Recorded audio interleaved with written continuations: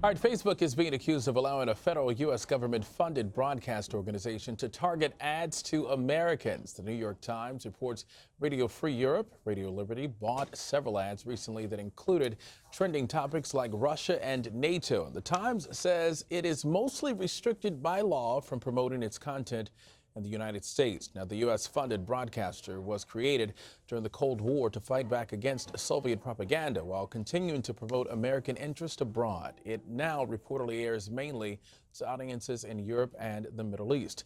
Jennifer Greigel is an assistant professor of communications at Syracuse University's Newhouse School of Public Communications. Jennifer joins us now. Thank you so much for being us. Thank you. In the streets, we say you got skills. This was pretty cool that you were able to, sort of uncover this. Tell us about the content and how you came about it. Sure. I was out looking for examples of when U.S. state-funded media might be improperly targeting U.S. Americans and seeking to build what we call or cultivate an audience here.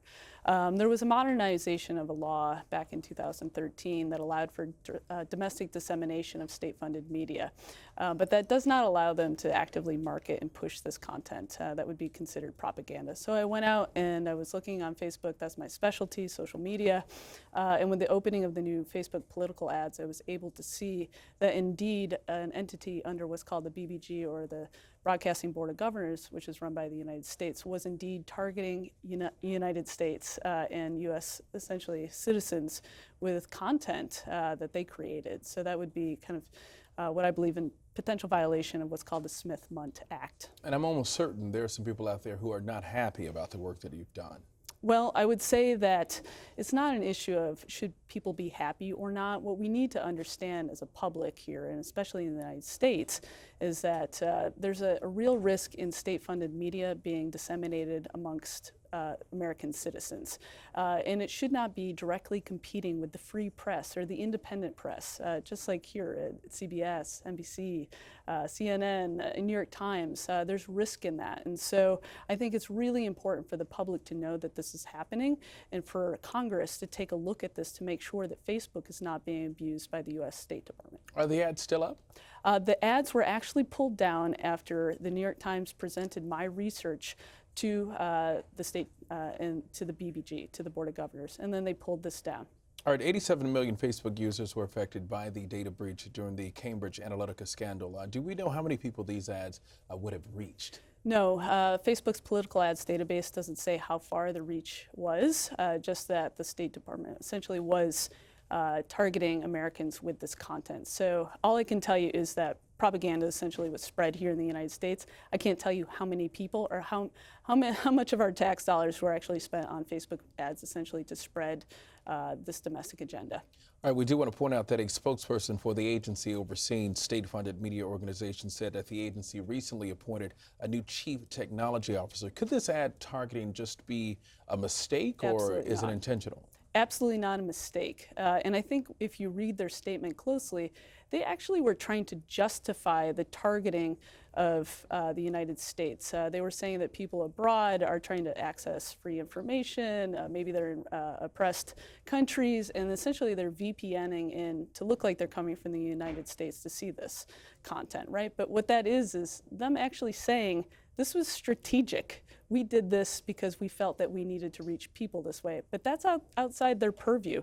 We really need Congress to weigh in and say, hey, you can actually target Americans, because that is not within the original intent of this law. And you discovered these ads on Facebook. Could other companies be in jeopardy? Could they be in trouble? Absolutely, and we just don't know, because Twitter, YouTube, and others have not disclosed political ads in the same way, and it's really important for our Congress right now to get in there and see what type of ads are being disseminated and kind of broadcast here to U.S. citizens. And it's no secret that Facebook has faced growing pressure from a number of people to eliminate propaganda and misinformation from its platform. What's next for the social network going forward?